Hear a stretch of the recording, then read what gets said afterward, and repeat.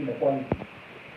Let me explain, and you know, there is a professor in California State University that has done a detailed analysis about this informal settlement. And they say, I'll paraphrase it, he says that where you have got massive,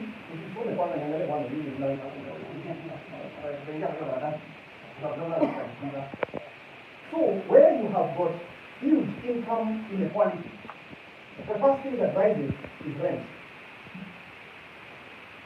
Rent increases. When rent increases, what happens is that majority of the working force who cannot afford that rent, with something which is called gentrification, you push them out. Now, when you push them out, where do they go to? Because, first of all, they're moving out because rent is high. If you tell them no, but you can go to Lolongo because there is space, it means they have to enter into a bus and another matatu to get to work. So let's look at the characteristic of our slums today. Kibera and Mukuru. Why is Kibera where it is? Kibera is not where it is because it is very bad land. In fact, land in Kibera is very prime. That side of Mukuru is very prime land. So why are people living in Kibera?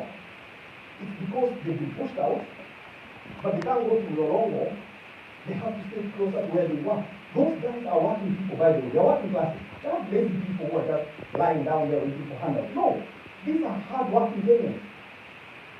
But their incomes are low. They can't afford the expensive rent. So what has happened? They take up any space.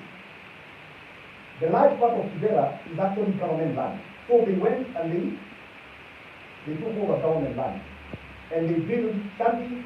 You have landlords who went and built. Those are not even houses. Those shacks are not houses.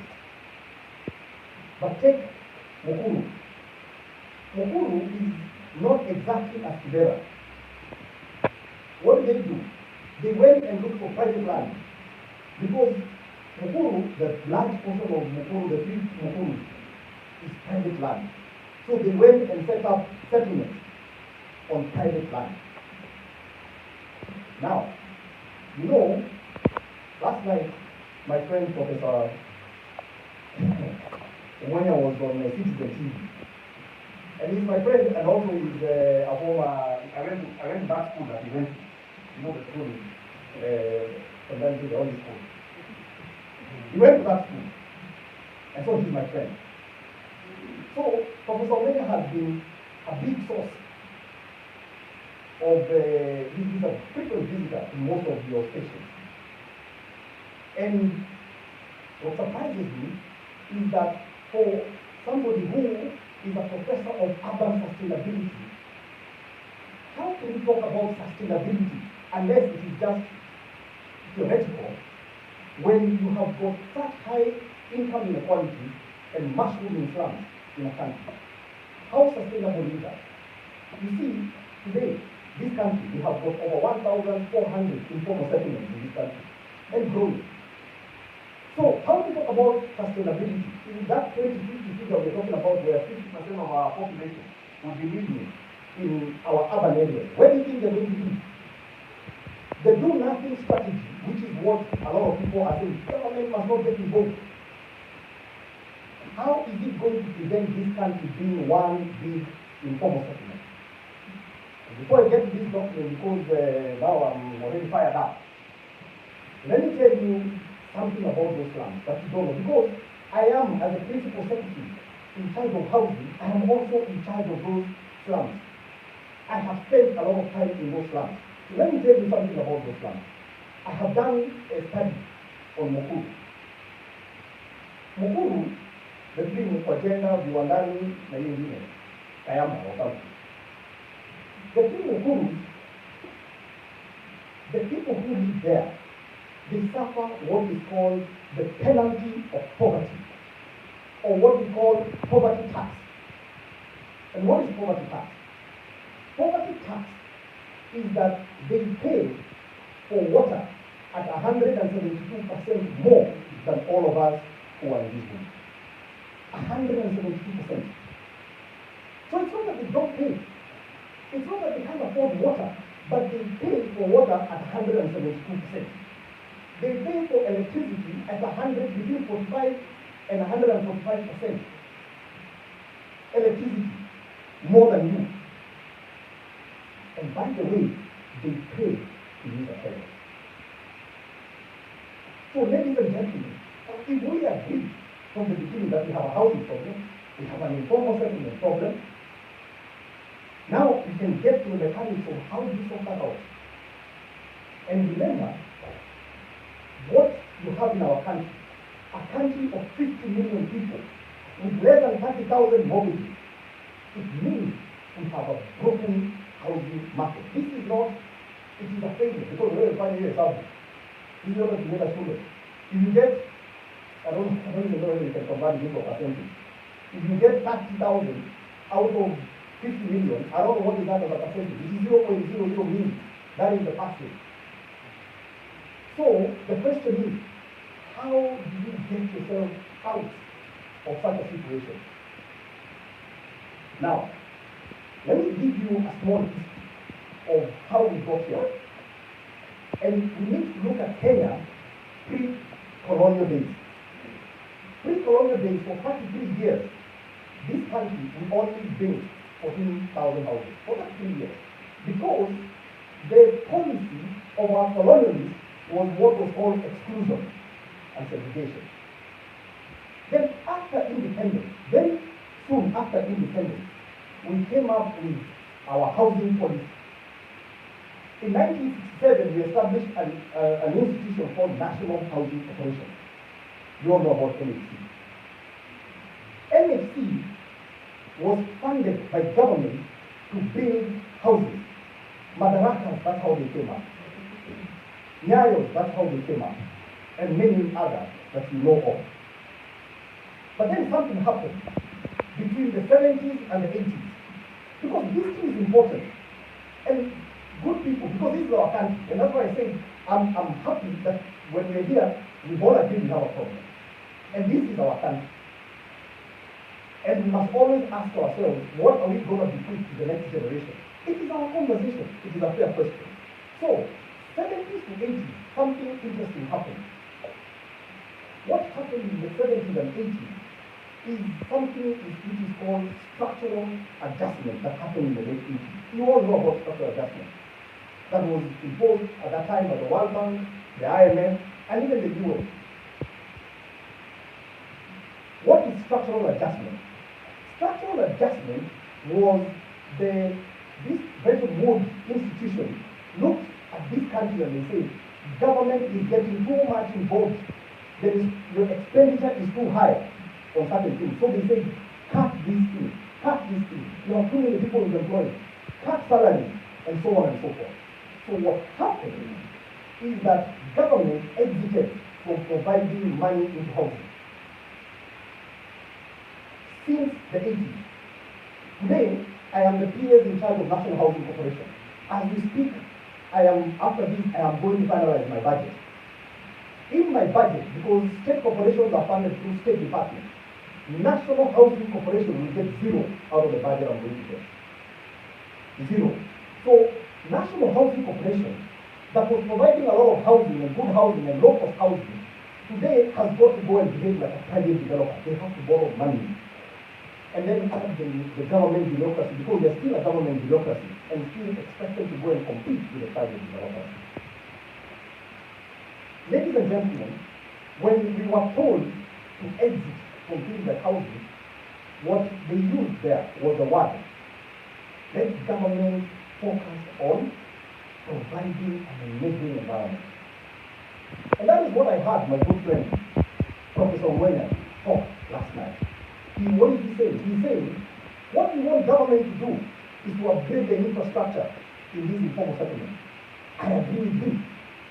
I have upgraded so many informal settlements, but here is the two challenges. The first challenge is, I gave you the two slums, Kibera and Mukuru. For Kibera, I can go and upgrade because the land belongs to government. For Mukuru, if I have to go and upgrade private land that has been invaded by people, I'll be legitimizing that issue. So even if we have the intention to, we have limitations. As a matter of fact, the biggest amount of money that we get as a country to address the issues of slum upgrading comes from the World Bank. And the World Bank has made it very clear that one of the conditions you cannot do is take that money into private land. So let me tell you what that translates. Because I want to set the scenario, then we have a conversation. Kiambu is one of the biggest counties in this country. You know that. Kiambu, when you do our revenue allocation, receives quite a huge amount of money. But unfortunately, I have 20 billion now that I need to send to these counties that have got slums so that they can do what Professor Omonia was telling us yesterday to do. Agree. Out of the 20 billion, Kiambu, I cannot give them more than 500 billion. Why? It's not because Kiambu doesn't have slums. Kitale is receiving close to 1 billion shillings. Kiambu is receiving less than 500. Why? Because the slums in Kiambu are on private land. So sometimes it's important, and that's why I really appreciate this conversation, because these people you invite on TV, sometimes they want to portray us as clueless. They want to portray us as we are the enemies of the people. They want to portray us as though we don't know what they're doing. But those are the realities.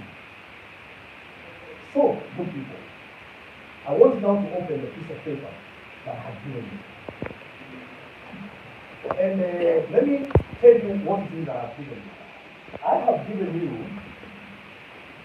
some numbers on Park Road, which is our first flagship project.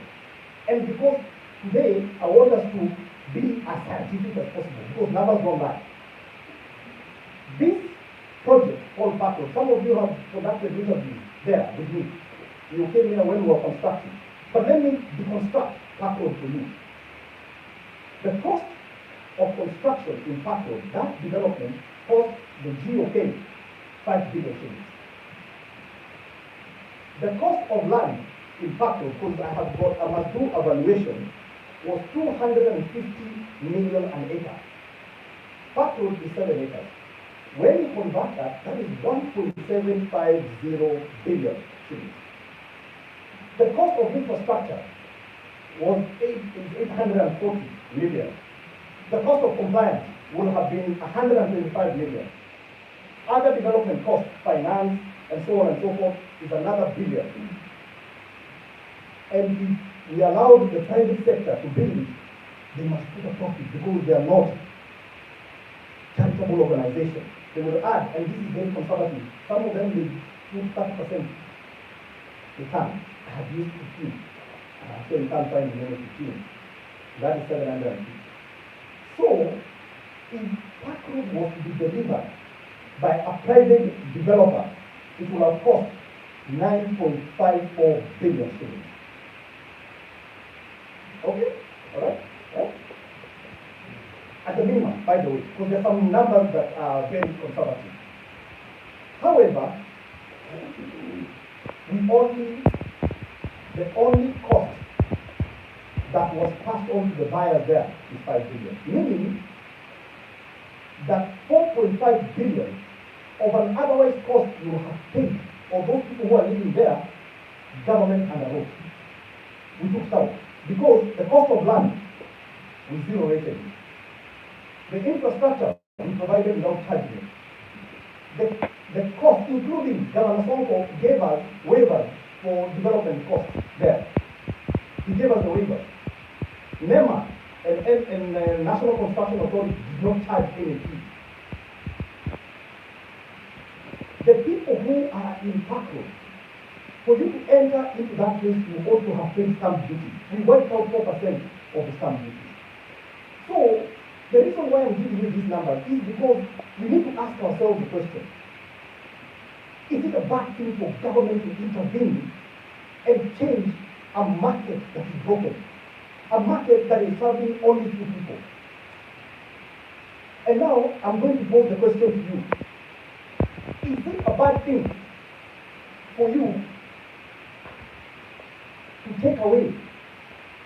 Let's say I don't know, we're less than 100 in this room here. So let's assume we came together and said, let's go and buy Parkroad. The way you come up, you all changa money. How many years will it take us to pay for the land alone? Ulichanga pesa pole pole before we do that, we get money enough to buy the land alone. The alternative is the private sector hustle does it, which is what they're doing. They go and build now a 3 million unit that I am providing to the ordinary Kenyan in Parkroad, which is going for 7.650 million. 7.650 million. 3 million versus 7.650. So, even if those people say we are clueless, and even if those people say all manner of things, would you want to pay 7.65 million when there is 3 million available? Would you? I said, let's have a conversation. Would you? I mean, please. The alternative to Parkroad, because most of you know you have the road here and there, is you can only go by Kisaju or out there. You have 12 kilometers, you go by where you need another 12 kilometers of road. That's why SACCOs are writing to me and saying, we have so much land, but we have no infrastructure.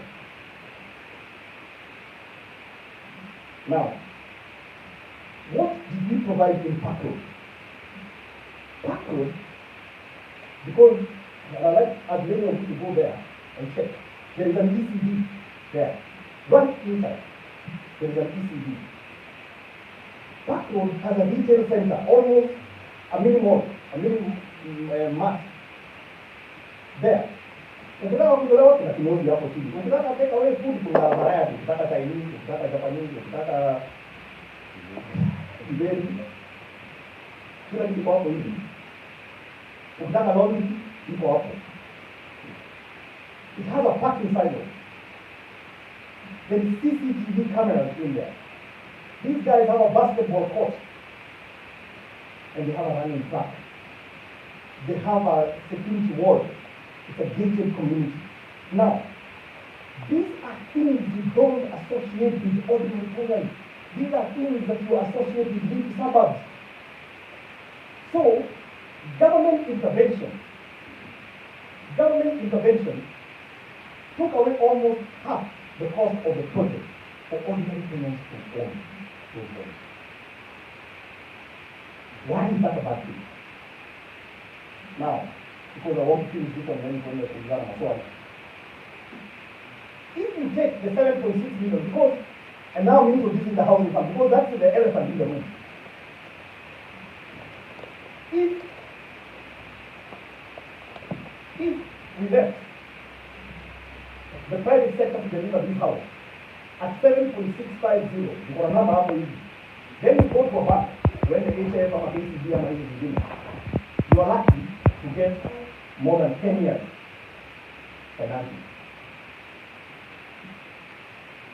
The interest rate today for people they consider to have a good credit record is 15%. But remember banks price risk. So if the normal hustler who's going there saying that I want a house, what do they think they're going to get? If at all the bank might even throw away those on the number, you don't do your point. But let's take the average, 15%. Very conservative. 7.65, you pay a 10% deposit, and you pay interest at 15% for 10 years, is 111,000 every month. Now, let me just make a guess.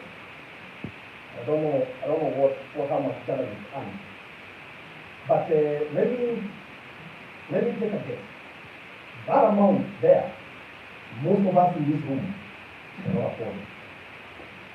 And probably we don't earn that kind of money. What it will cost you. But look at the alternative. I've taken out all the costs, it is 3 million. But I still want you to pay 10% deposit. Now, we finance Kenyans who own homes there at 7%. That is 15. We gave them 25 years versus 10 to pay for those houses who are tenant purchased in the National Housing Corporation. The result is they are paying me 19,000. So 19,000 versus 111. Now, most of you here, I'm sure where you're paying rent, you're paying more than 19,000 or thereabouts. So, how is 19,000 a bad thing? And why should we leave the market to dictate the term so that we pay 111%?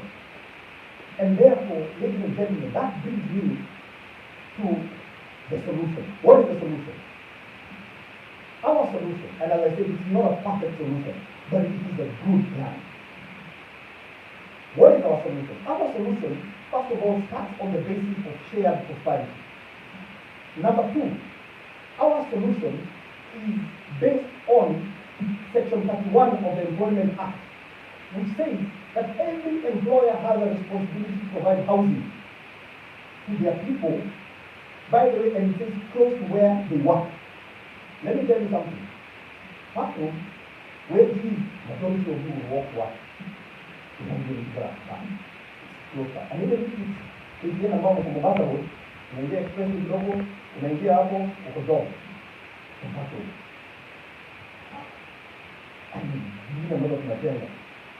So, today, even if the employer is giving you a house allowance, tell me, if we bring it to the market, how much is it going to cost you? 111,000. It means majority of you will not qualify. You never get a house. Your alternative is the SACCO model. So it has done a lot for many Kenyans. But I know a thing or two about SACCO model and housing. Because me, I was born in an informal settlement in Nakuru, Bombay. That's where I was born.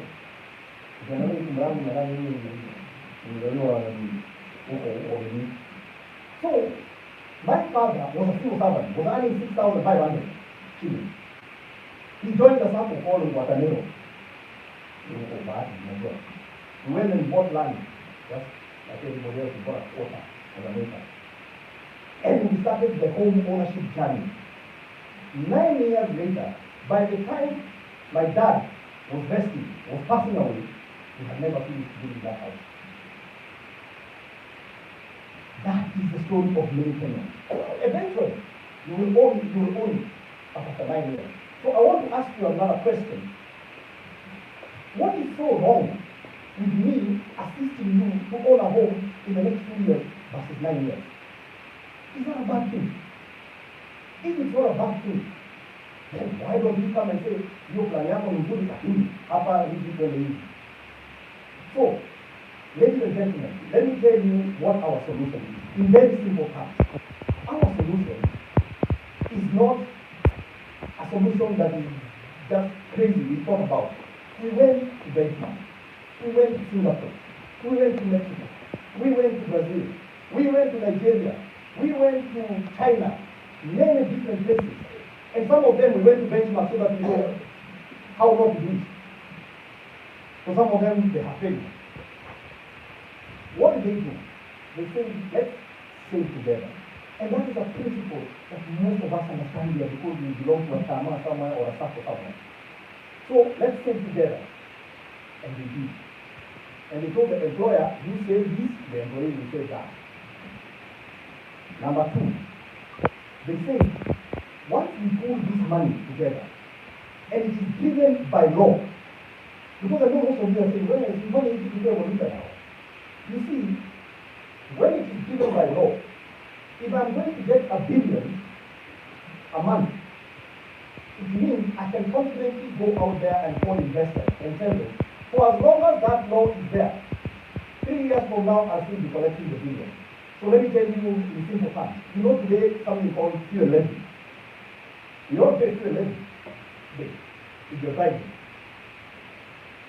Fuel levy is the one that has enabled us to build all these roads you're seeing here. Why? Because we've gone to the market. And we told the market, here is the history. There is this levy here. We are collecting so much, and you look after the last 10 years, there has been an increase. So give us a lot of money today. We build those roads. But in the next 15 years, we will still be paying that fuel levy and we will be able to pay you out. If we didn't have that, guess what was going to happen? What was going to happen was they will, they will tell us, no, you can't afford it. Our housing fund works in the same way. It is a mandatory contribution by employer and employee, and as the same has said, we have capped it at 2,500. So the highest earning Kenyan will only pay 2,500. Majority of Kenyans will pay 1,000 and below. That's number one. But then we pull our money together. And I have not been talking the people who are going to pay voluntarily. Then what happens? We pay into this fund. Then, as a country, we are able to go out there to the market, and we call investors. And we tell them, the Kenyan government is providing land at no cost, like I have done in Paco, for Kenyans to own homes. The Kenyan government is committed to bring infrastructure to that site. The Kenyan government is prepared to take away all these costs of approval. All I want you to do is bring your money, build those houses en masse. That's important. Build those houses en masse, and then when you finish building those houses, give me the keys, I pay you to go. If I don't have the housing fund, they will ask me, how will you fund me when I finish in 3 years' time? Alafu tutaanza Kiingereza mingi, wakaenda wana kujenga. That's why you need certainty of cash flow every month coming into this fund, so that we can get as many investors, which is foreign money that is coming in here, and also the domestic money that we have, so that we build those houses. So forget about what we are talking about, it's a tax. And let me address that part. Good people, you all pay taxes today, because you are employed, so you're paying payroll tax. I pay payroll tax. I don't know how many of you have been to Moyale here, but do you know we have a road that goes all the way to Moyale? That road was built using your taxes, but you have no direct benefit from that money, because you may never ever go to Moyale. That is what tax is. But what is the saving? What is this housing fund contribution? Housing fund conveys to you or confers you a direct right. It's a direct right to you. Why? Because you will either get an affordable unit, which is highly subsidized, or after 7 years, if you don't want it, we give you back your money as your return.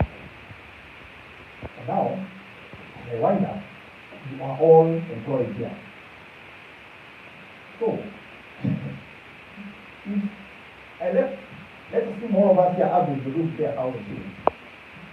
If you're paying 1,000 shillings, and you took that 1,000 shillings and you put it in a fixed deposit in a bank today, how much return do you think you're going to get?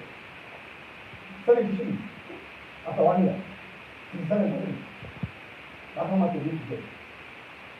But taking that 1,000 shillings and putting it in the housing fund, what are you getting? Because a lot of people also talk about return. What are you getting? As an employee, first of all, you get 100% return on day one.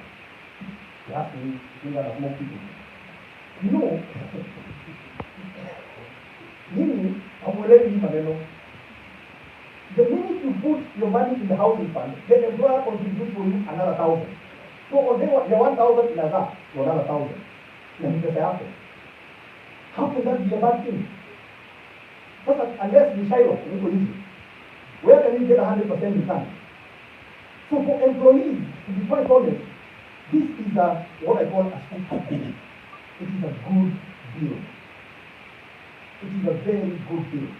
Now, when you get the house, I am also helping you, as I say, you don't pay stamp duty if you're a first-time homeowner. And as you pay up to 300,000 a year interest, I give you back as mortgage relief. So, ladies and gentlemen, I have set the scene. We know where we are right now. We know where we want to go. And by the way, let me just say one more thing, or two more things. One, the rules of this Chama of ours, this national circle, are one ID, one house. One ID, one house. You cannot buy more than one unit. So you cannot. It is one ID, one house. Number two, the people who are making a lot of noise, because they are there, and some of them have genuine issues, they say, why are you talking to me about a house? I already own one, or I'm already paying for one. Now, I'm assuming those are parents. And those parents, perhaps, are still living with their kids. Grown-up kids, 27, 28 years, are still living with their parents. Why? Because, what is the alternative rental market out there? How much can that young man, young lady, who is just starting life, how much rent can they pay? If there is no affordable rental, they end up in pipeline where we call them tenements, Zimmerman. So they have to stay with their children at home. To them, I am telling them, that money that you're contributing, you can confer it to your child. Even the child who is like my daughter, my firstborn daughter, turned 15 last week, I can confer that benefit to her, so that by the time she gets to 18, she can have a unit. Can you imagine, good people, that your parents, the first thing as you got into the job market, they gave you a job. That is how we're able to do it on this particular program. You see, have I done that? One of them in the switch, actually. What is it?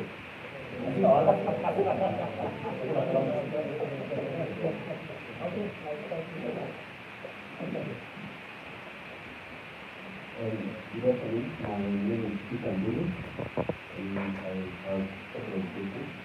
I'm sorry,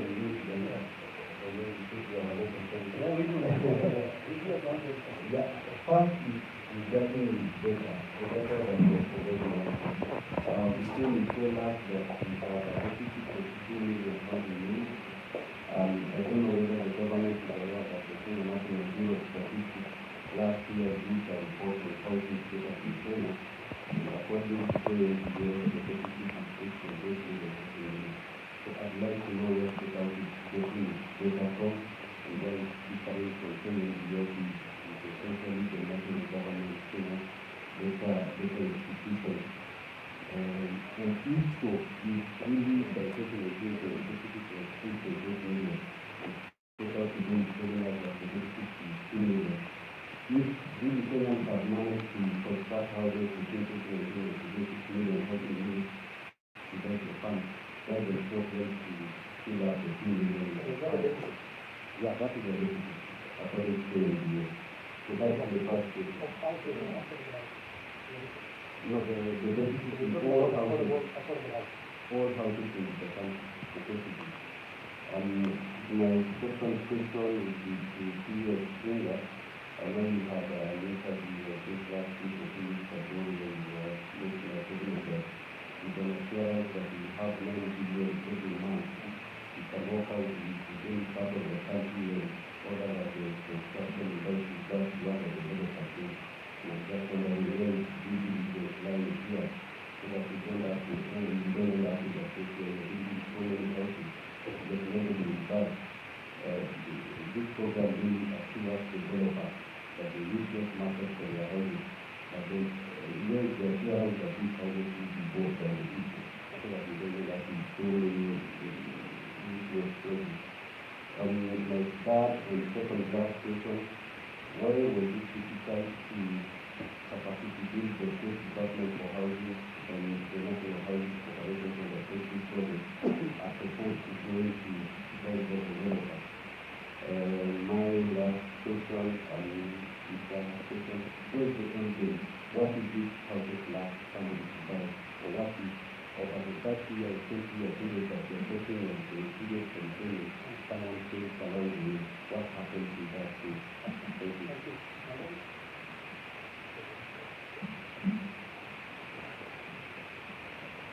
Okay, thank you very much.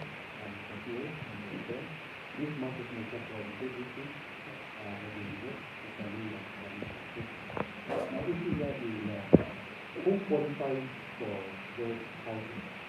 Because remember the previous beneficiaries of the affordable housing and social housing, they already people are given houses, they got houses, at the end of the day, they already get houses. They don't really qualify for those housing. Then my issue here is, the policies that we are going to do are going to ensure that those houses go to the right people. Because people who acquire those houses must pay those houses. But people are acquiring them and renting them to other people. Then look at the 3% deduction. You already have people who are retiring in more than 2 years. And they're going to be deducted. Then also the those who are retiring and they have already acquired their own houses. How are you going to take care of this? Thank you very much.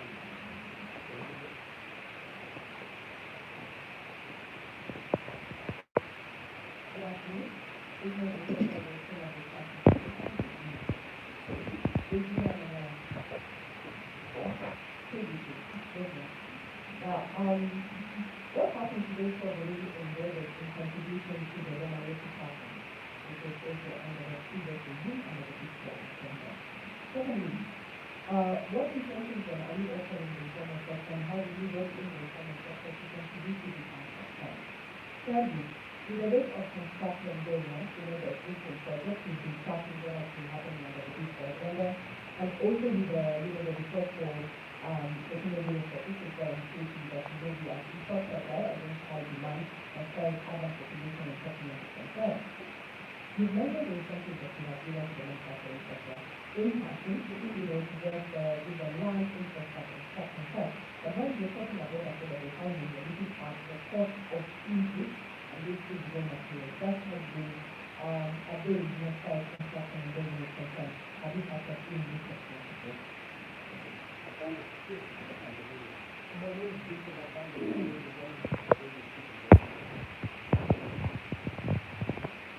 Yeah, maybe I was struggling economically, and basically, is this the priority for the government to put in place? Because of way to make the economy to actually come up where the economy is over.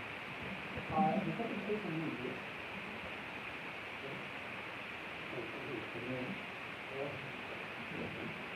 So, the other I think the confined students, what has generally made affordable the building materials, the thing to build their houses on their own, in terms of making sure that they contribute in that home, the housing unit, the building materials cheaper, so people must be used to that.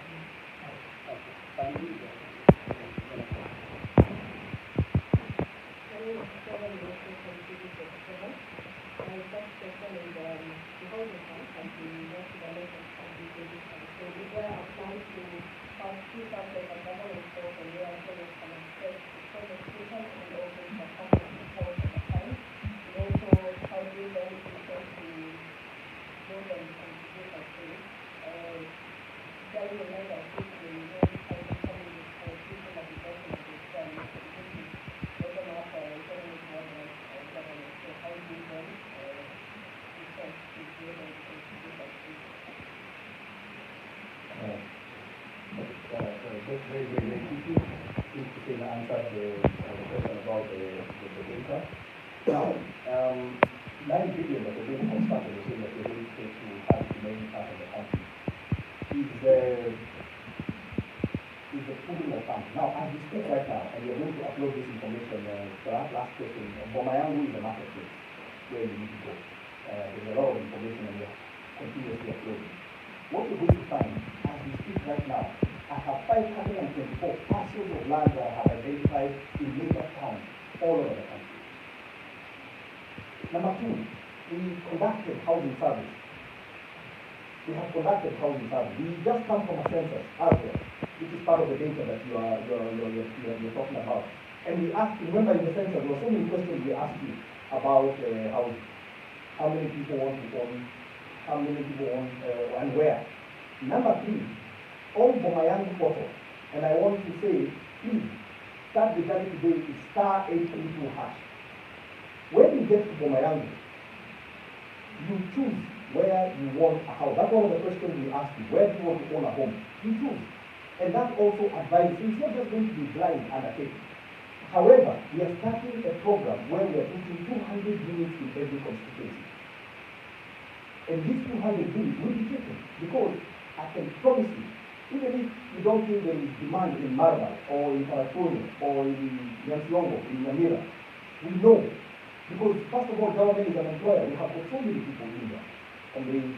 So that is, so we're not going to create, we're not just going to do this thing carelessly, like just do it, and then without due diligence, as we say. What is the end game? That, like, if you lack someone to buy. Actually, if you lack someone to buy, and I highly doubt that, we have that.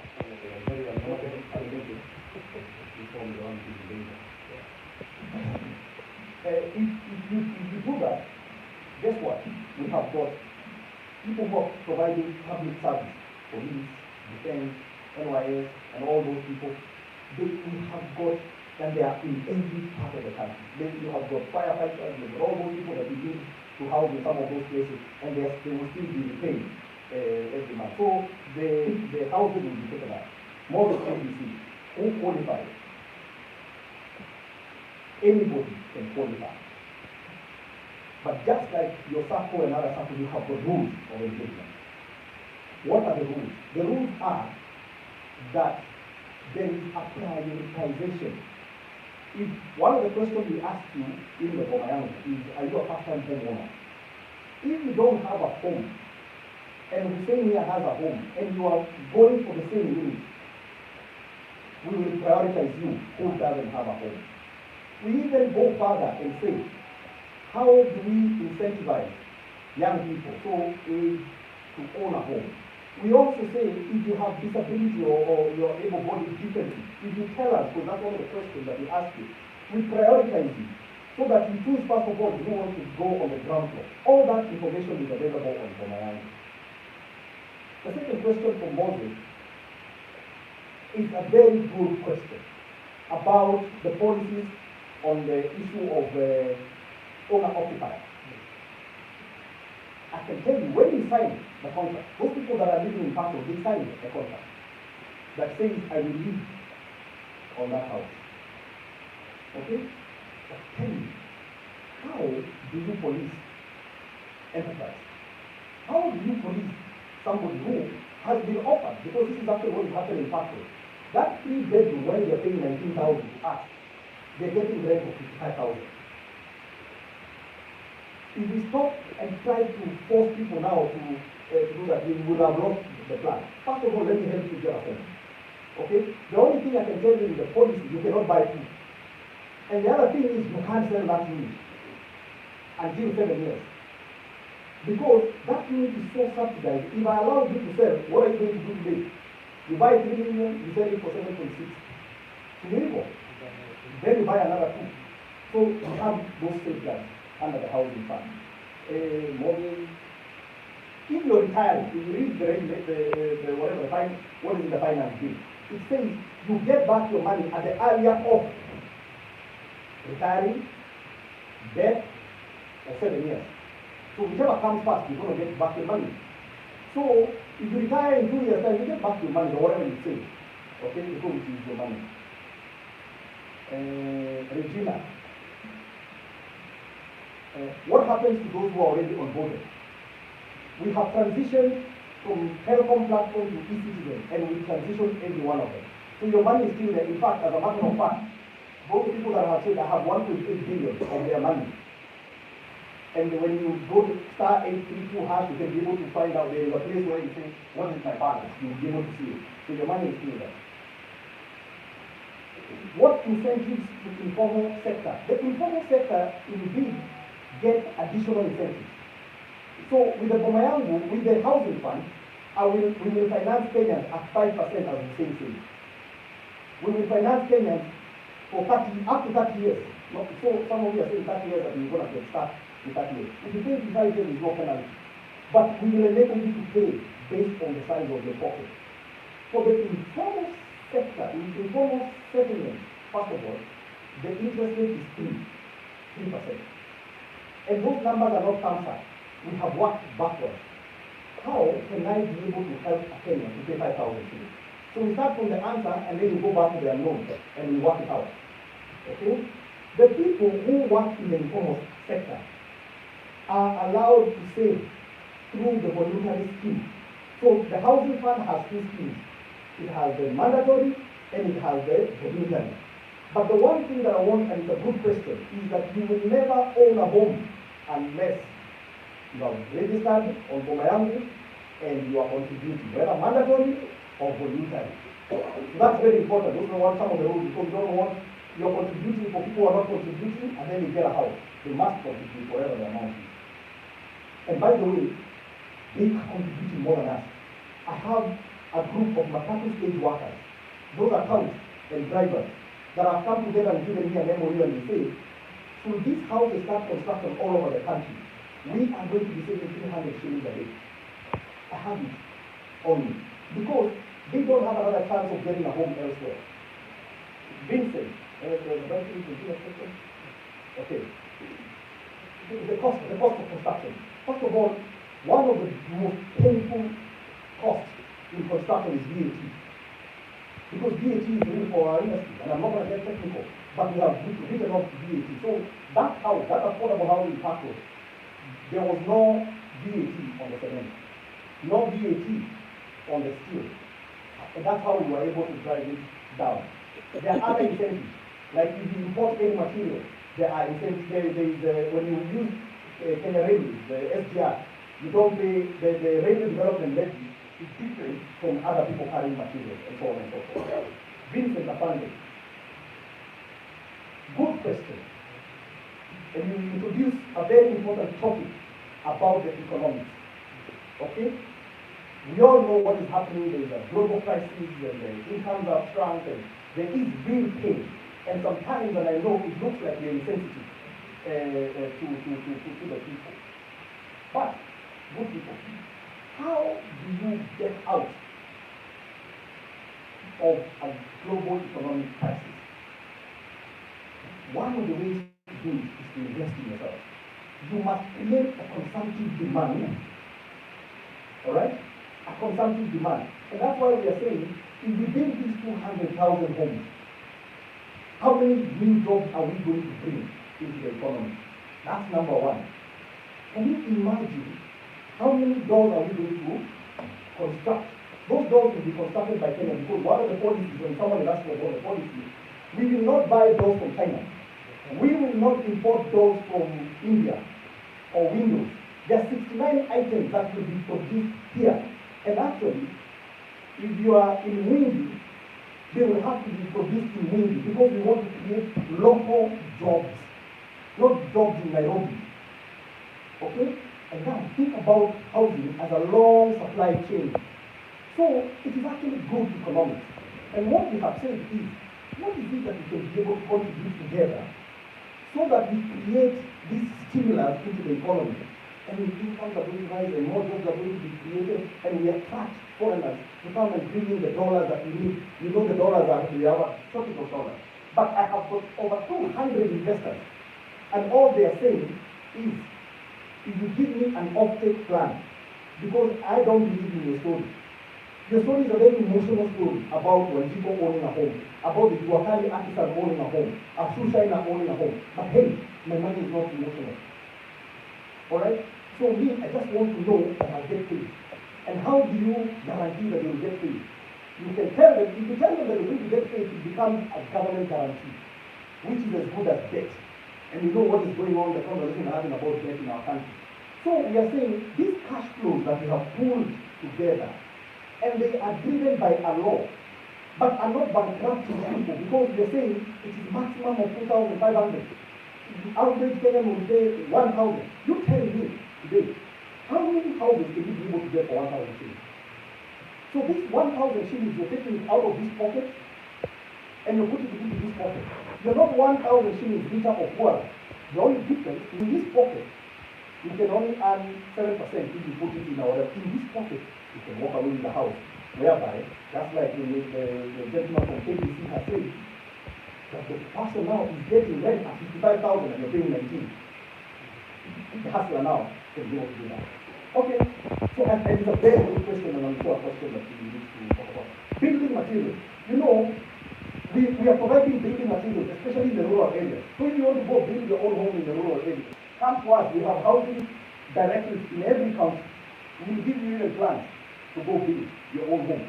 But even this housing fund, we will finance you still. So, providing building materials, all it helps us to do, for example, UTC, because they make those blocks, but they use firewood to burn those bricks. We have given them machines called hydrophone machines, interlocking solid block machines, so that now they press those machines, but we have still not answered the question, how will they finance?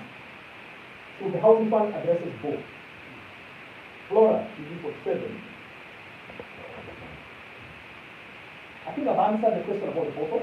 Okay, so there is a portal. The portal for Mayangu, please, and it is still under construction. So there's some places you will go and you say it is coming up. Even diaspora, those of us who will want this from diaspora, there is a diaspora tab for you. It is a marketplace for everybody. So we have aggregated buyers. I have over 350 Kenyans today that have registered. And since we started this conversation, we are getting almost 5,000 every other day registered. Number two, if you're a developer, you also go on Mayangu. You list your project so that you don't have to leave there and come to the office and ask, you must be happy. You just go click and you see where the developments are coming up. And then the choice is yours, where do you want that home? And you tell us. And I think the question about the contributors at the bottom, in terms of broadening. Now, let me tell you what is going to happen. You see, why I am struggling, or why we are struggling with this housing fund, because of two things. One, trust deficit. And I know that question is coming up. It's about trust deficit. So this program, we must put in enough safeguards so that we can be able to win the trust. Number two is believability.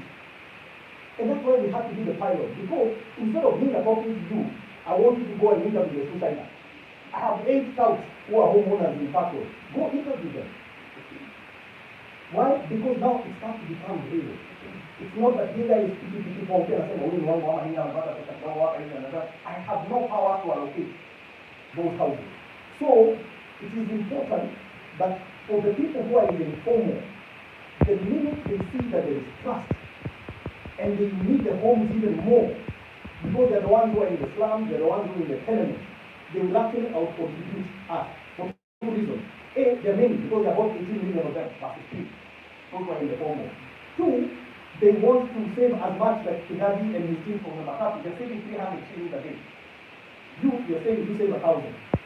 And I think that is how we're going to broaden this thing. And you will see we will be able to transform this country because we came collectively together.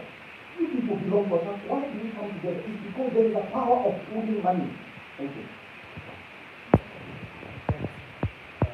Back up.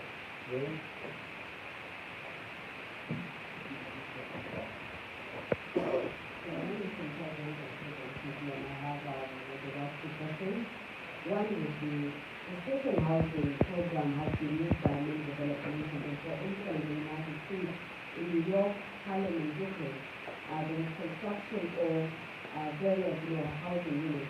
But the government also wants to have a subsidized rate that was available for renters. Has the government considered that as opposed to the post-court reduction for you to be a homeowner? There was about, correct me if I'm wrong, about 2 billion shillings that was collected in the previous from 2018 when there was a 1.5% reduction. I don't know whether I'm certain, but where did that money go to? How many units were constructed out of that money? And for this administration, what has so far been launched? How many of those units what is the progress? And if somebody is opting, if the finance bill stays through, and one is opting for that, how soon can one get that? Because the question that many are raising is, if it is housing units for those that are perceived to be living in the different areas of the informal settlement, if my salary is being deducted, am I put on the list in getting that house? Thank you. My name is Brian Njeri from LCD. Mine is maybe just to understand the financial accounting system. Because late last year, my senior Senatai actually reported on it, and we also reported it, that there was a challenge with the recent project that has just been launched and groundbreaking began in South Sea. Last Fund is largely involved in that, and we have two companies. The first one being CRJEA, that was awarded the tender to actually start the construction of that housing project, and MS Lincoln Limited, that is also part and was actually passed by the tender committee in that particular project. And the latter actually came in with 14 billion shillings, and the one that was given the tender went in at 16 billion shillings. And kind of recently or came in, we had the Ethics and ESCC rather actually acknowledge this letter by this internal recent law. So, following this, are you aware of this situation and other Kenyans whose money is quote unquote being played around with? What is my security when it comes to this?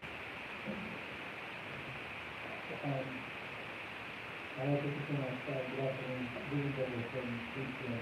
I have a couple of questions. When I see that we haven't been conversation around 4 years ago on the issue of government lobby, one of the things that you mentioned is that the alternatives that have been going out in the market and going about what they face as we speak now, is we have to go back to the market, how much we have cost to achieve this project.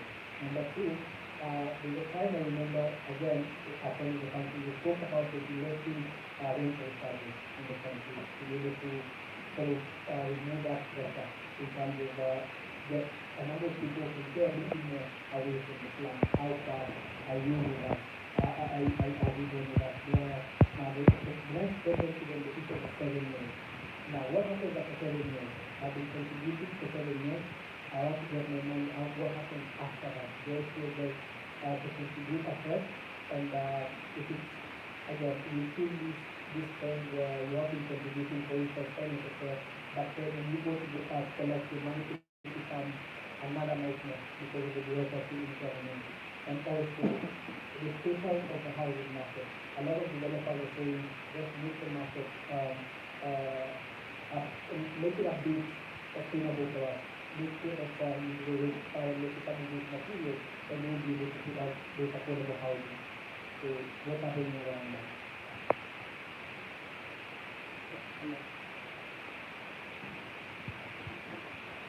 My name is Mr. Mandi from the Video of Senator Party and the Video of Senator Party. I have two questions. One pertaining to the closest we have to affordable housing unit is Highline, near Kibra. And when you look at Highline, the most profound business, apart from food, is water and sanitation. This is because the infrastructure there is not considered. And most of the people who want to buy this affordable housing unit are thinking, we buy this unit and live in a place where I still buy water to flush my toilet, or where I still have to pay service charge to get my toilet, and services there and there. And my second question is on the scheduling.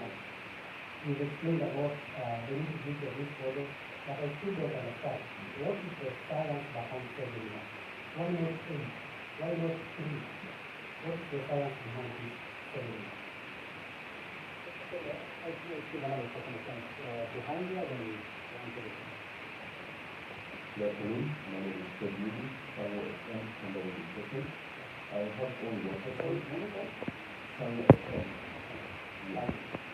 We look at the different facilities looking from students and also the other facilities for this, that it doesn't have any chance to take place on the same project.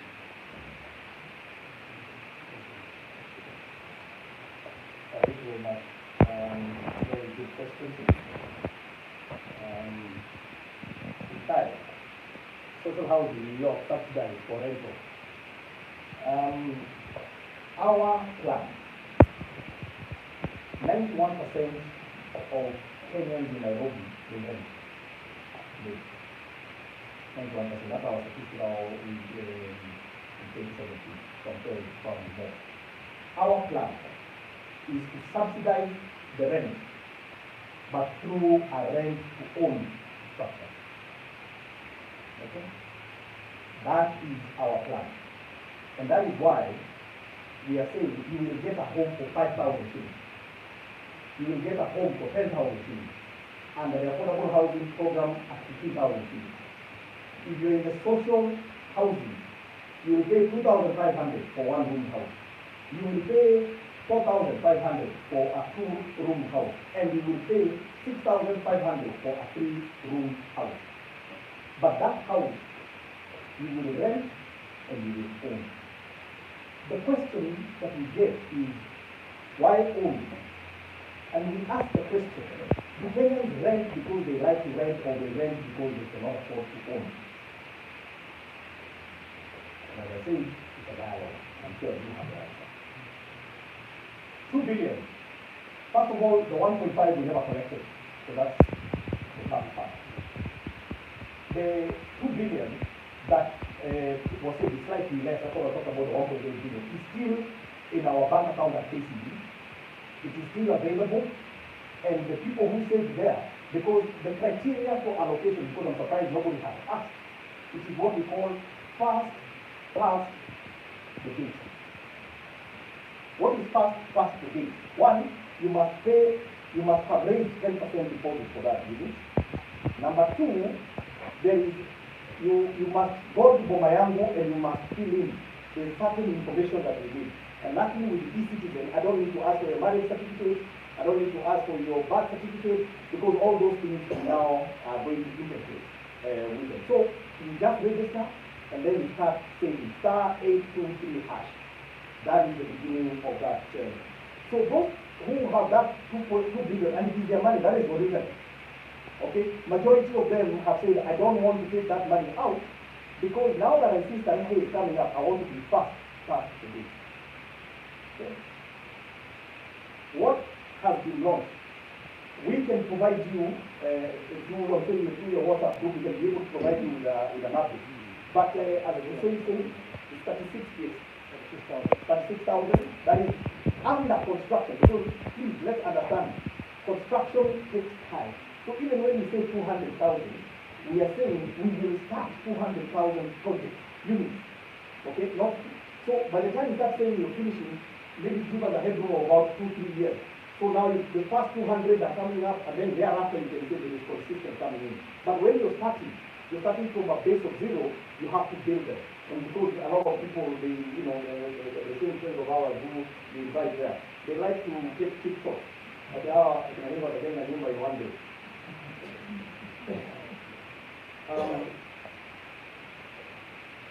How soon can I get that? Huh?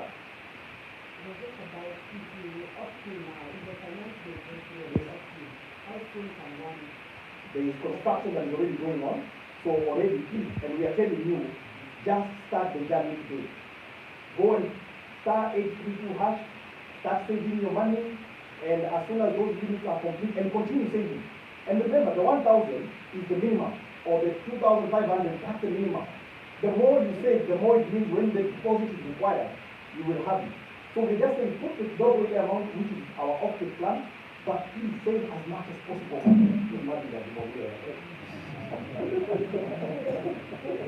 Machine NTV, I have no clue about what you're talking about. That is a private project. I do not have any information. I've had from you for the past time. So allow me not to comment on something that I have no idea about. Thank you. Jim Bobo. I know you interviewed me once. You did your case in problem. It's well with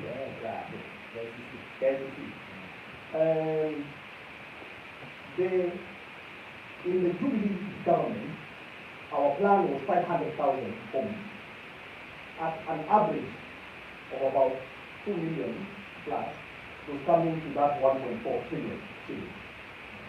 Now, with Kenya Kwanza, our plan is 1 million units in the next 5 years.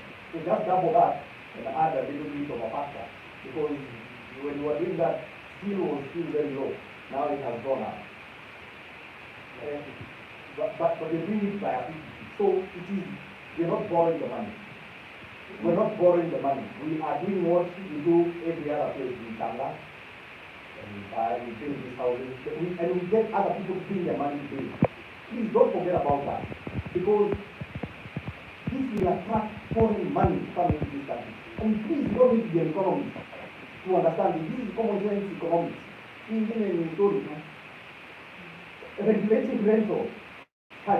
There is a landlord and tenant bill that is before Parliament. It was sent back out. It addresses some of these issues about the regulation of tenants. So it is still a bill, and we hope, because now there is goodwill, it's one of the bills that we can be able to get completed. 7 years, very good question. What happens? You see, if you have not retired, 7 years is an event where you can opt to take out your money. You can opt to transfer that money to your pension. You can opt to transfer that money to your vijana or your vijana. You can even attribute it to your house help because it is absolutely your money. But if you have not yet retired, you continue. But you have an exit at that point. Okay? So we continue that way. Collection is an issue. Okay, I think you asked about when it comes to. Yes. You collect collection of the money. So you want to. So first of all, let's put some context into place. Number one, it is our desire that you get a unit as opposed to getting that money back. Why? Because even if you own a home today, as I say, and you get a unit that is 60% discounted, it is good investment decision. So, but if you have to take it out, let me put context to you. 2,500 a month in 7 years is only 210,000. That's what I need to pay you in 7 years. 210,000. It's not millions that you have saved. It's 210. For average Kenyan who is going to be contributing 1,000 shillings and below, that is 84,000. Okay? So, and that's why we are saying let's put context.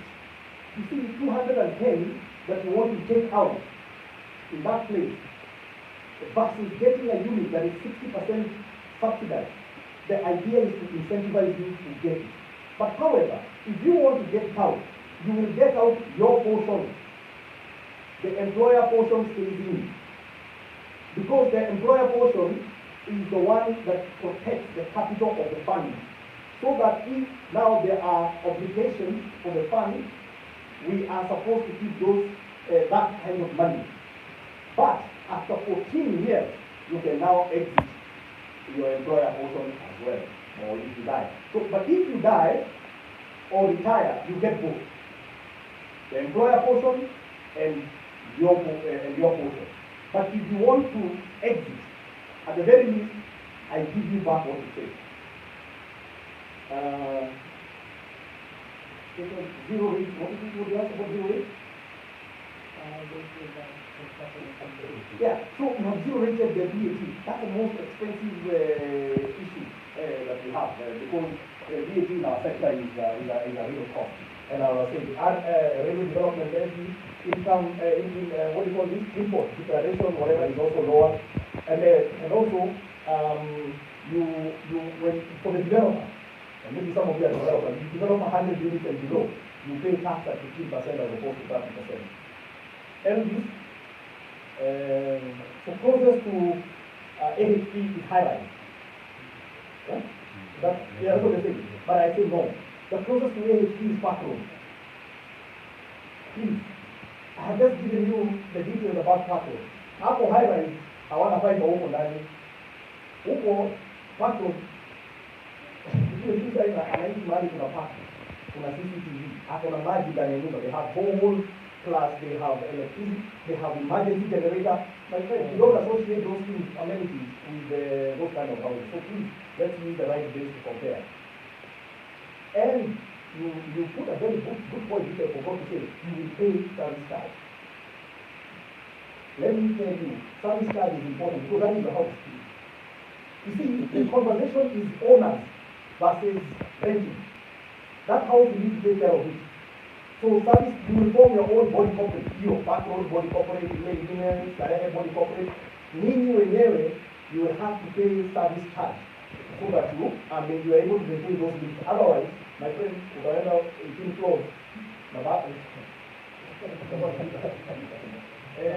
Moody, spot on the resistance. And let me tell you, that is why I am so happy you're having this conversation with yourself. And after this, we are hitting the ground so hard because we believe, and you can see that this is a very difficult job, by the way, let me tell you. It's very, very difficult. To get this thing off the ground is very difficult. You must be a believer in this thing. And our president is a believer. That's why his DNA is housing. It's because he knows what we need to do. But let me tell you, we have a good product. What I have shown you here in this video, this is a good product. Where you are told, instead of paying 7.6, pay 3. Instead of paying 15% interest, pay 5. Instead of paying 10 years and you pay 111,000, pay 19,000. It is a good plan. Our biggest challenge, and this is where, because you are Kenyans too, and I know majority of you here, and I wish that you in the fourth estate will be the first people that buy this house because you become better evangelists on our behalf. And your Kenyans too. So let me tell you what we need. We need to do is, yes, please let's disagree where we have to disagree. But let's not beat this thing so hard that we want to make to have it fail. Because if it fails, we have not sorted out the economics of the country, we have not sorted out the housing issue, we have not sorted out the urbanization issue. So this is a conversation that we should be able to look at each other in the eyes and say, moja, hiyo mimi nimekubali, hata niweke hiyo moja, if you're going to guarantee me the way to stop this slum from coming up, if I'm going to have a decent home. So, our biggest challenge as government, is that there's so many good things that we do, we have no good capacity to be able to tell the public about it. And so we get defined by the bad one. Ile study sijui ilifanya nini, sasa hivi watu wengi wanasema mambo ya study ambayo sijui ilikuwa nini. That's what we think. Government is synonymous with standards. And there's so many good things that we are doing. And that's why if you believe the plan is good, we want you to also become our ambassador. We are going to do serious public participation everywhere in this country, in every channel, so that the resistance can go down. After that interview on Spice FM, I can tell you, a lot of people say, I understand. After Hussein said it's 2,500, pressure itakuja chini. When the president explained to the Kenya Kwanza MPs, yes, that it is only 2,500 maximum. Pressure itaisha kwa sababu walikuwa wanataka watakata 300,000. So let's communicate and assistance and accuracy. Thank you. I think I've just got two more questions, and those who are spoken. So the two gentlemen there.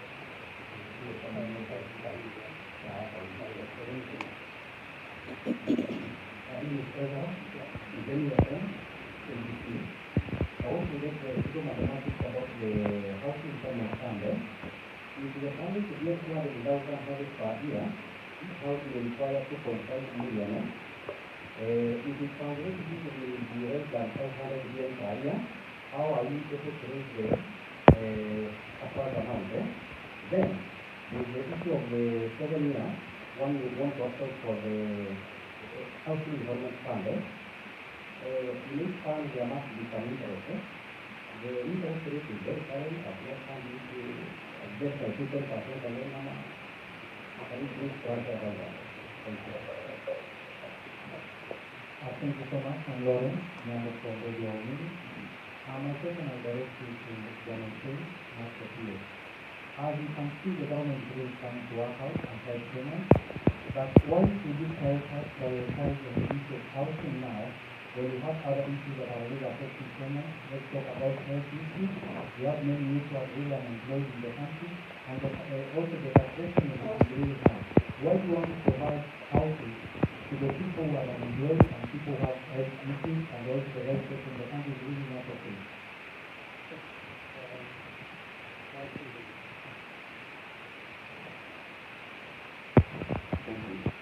My name is Peter Alumo, for being my member of this I have three questions. One, what factors did the government consider to arrive at 3%? And I will treat this more or less like a state of deduction.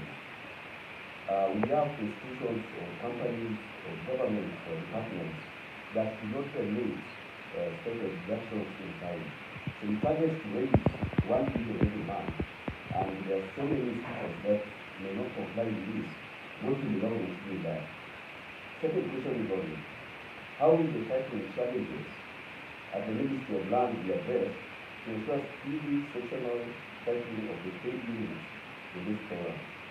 And the final question, what coordination opportunities exist between State Department of Housing and Urban Development and National Housing Corporation in terms of the implementing